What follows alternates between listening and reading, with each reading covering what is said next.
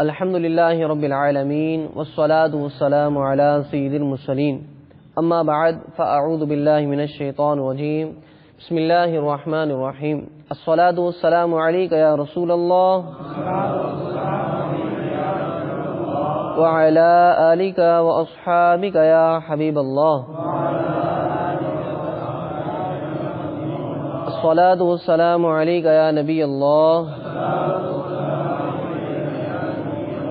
وعلی آلک واصحابک یا نور اللہ۔ سرکار دو عالم نور مجسم شاہ بنی آدم رسول محتشم صلی اللہ تعالی علیہ وآلہ وسلم پر درود پاک پڑھنے کی بے شمار برکتیں ہیں۔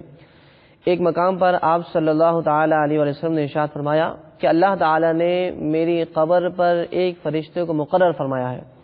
جسے اللہ تعالیٰ نے اس بات کی طاقت اور قوت عطا فرمائی ہے کہ وہ تمام مخلوق کی آوازوں کو سن سکتا ہے، اور جب بھی قیامت تک کوئی شخص مجھ پر درود پاک پڑھتا ہے تو وہ فرشتہ مجھ تک اس شخص کے نام اور اس کے والد کا نام پیش کرتا ہے اور کہتا ہے کہ یا رسول اللہ صلی اللہ تعالی علیہ وسلم فلاں بن فلاں شخص نے آپ صلی اللہ تعالی علیہ وسلم پر درود پاک بھیجا ہے۔ تو کتنے خوش نصیب ہیں وہ لوگ کہ جو حضور علیہ السلام کی بارگاہ میں درود پاک پڑھتے ہیں اور کثرت کے ساتھ درود پاک پڑھتے ہیں، اور ان کا درود پاک حضور علیہ السلام کی بارگاہ میں پیش کیا جاتا ہے۔ صلو علی الحبیب صلی اللہ تعالی علی محمد صلی اللہ تعالی علیہ وسلم صلاۃ و سلام علیک یا سیدی یا رسول اللہ۔ میرے میٹھے میٹھے اسلامی بھائیوں اور مدنی چینل کے ناظرین، الحمدللہ عز و جل مدنی چینل کے سلسلے فیضان کنز الایمان میں حاضر ہیں۔ اس سلسلے میں ہم تلاوت قرآن مجید، اس کا ترجمہ و تفسیر سماعت کرتے ہیں۔ آج کے سلسلے میں ہم سنیں گے کہ سیدنا عیسیٰ علی نبینا علیہ الصلوۃ والسلام کا وہ واقعہ کہ جس میں اللہ تعالی نے آپ کو شریروں کے شر سے محفوظ رکھتے ہوئے آسمان پر اٹھا لیا، اور پھر آپ کا ظہور قرب قیامت ہوگا۔ تو یہ واقعہ اللہ تعالی نے سورہ آل عمران میں بیان فرمایا۔ انشاءاللہ عز و جل پہلے تلاوت قرآن مجید فرقان حمید کی جائے گی، اس کے بعد اس کا ترجمہ و تفسیر سماعت کریں گے۔ اعوذ باللہ من الشیطان الرجیم بسم اللہ الرحمن الرحیم وَمَكَرُوا وَمَكَرَ اللَّهُ وَاللَّهُ خَيْرُ الْمَاكِرِينَ إِذْ قَالَ اللَّهُ يَا عِيسَىٰ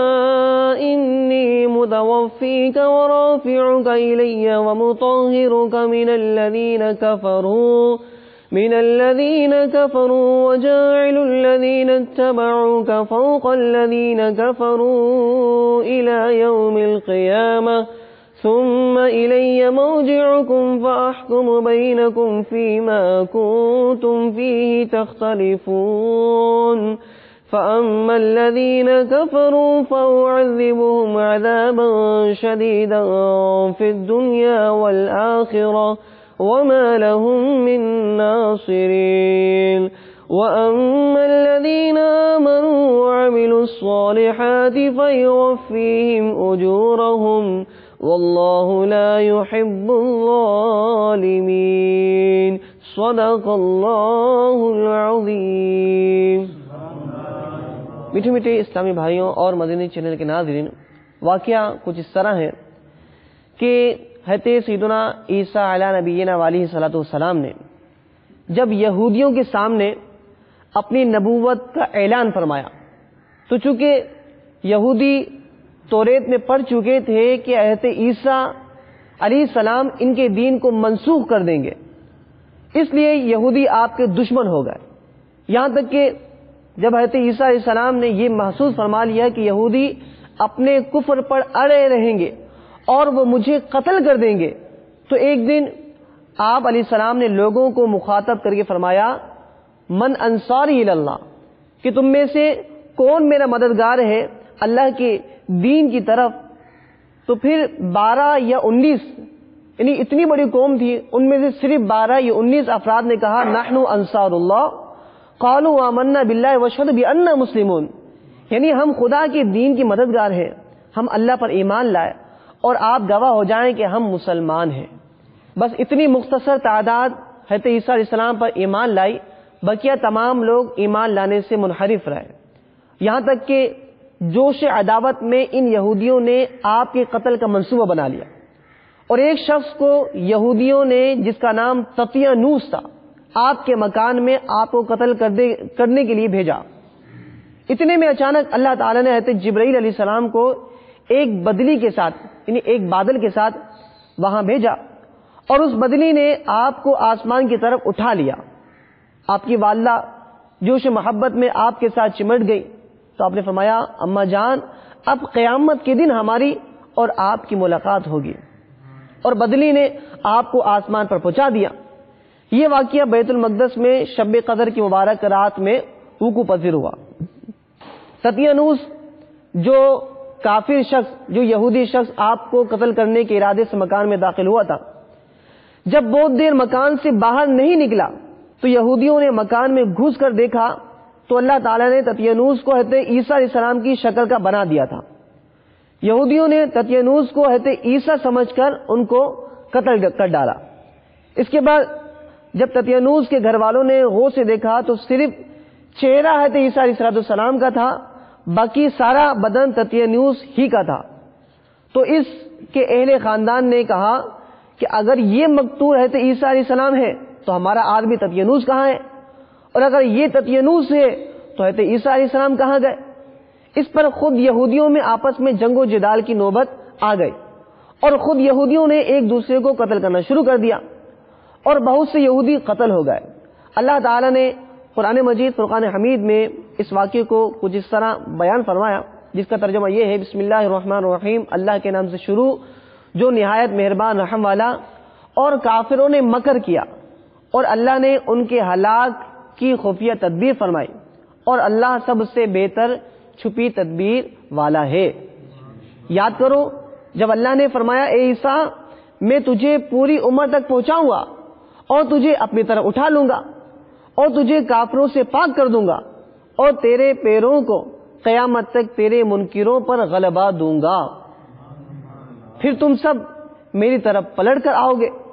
تو میں تم میں فیصلہ فرما دوں گا جس بات میں جھگڑتے ہو۔ تم لوگ جو جھگڑ رہے ہو کہ یہ تطیانوس ہے، یہ ہے تو عیسیٰ ہے، تو جب اللہ کی بارگاہ میں تمہاری حاضری ہوگی اس وقت تمہیں معلوم ہوگا کہ حقیقت حال کیا ہے اور تم نے کس کا انکار کیا تھا۔ تو وہ جو کافر ہوئے میں انہیں دنیا اور آخرت میں سخت عذاب کروں گا۔ جنہوں نے اپنے نبیوں کو نہیں مانا، انکار کیا، تو اللہ تعالیٰ کی طرف سے سخت ترین عذاب ان پر مسلط کیا جائے گا اور ان کا کوئی مددگار نہ ہوگا۔ اور وہ جو ایمان لائے اور اچھے کام کیے، اللہ ان کا نیک یعنی انعام انہیں بھرپور دے گا، اور ظالم اللہ کو نہیں باتے۔ ان آیتوں میں اللہ تبارک و تعالی نے حضرت سیدنا عیسیٰ علیہ السلام کے آسمانوں پر بلند ہو جانے کے واقعے کو بیان فرمایا، لیکن یہ بات بہت ہی زیادہ قابل غور ہے کہ بعض لوگ یہ کہتے ہیں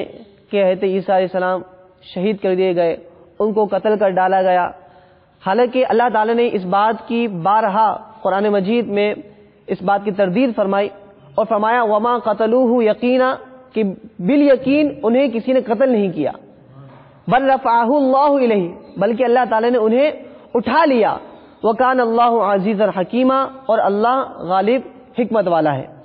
ایک اور مقام پہ اللہ تعالی نے ارشاد فرمایا وما قتلوہ وما صلبوہ ولکن شبہ لہم، انہوں نے نہ اسے قتل کیا اور نہ اسے سولی دی، بلکہ ان کے لیے اس کی شبیہ کا ایک بنا دیا گیا۔ تو ہر مسلمان پر یہ عقیدہ رکھنا لازم ہے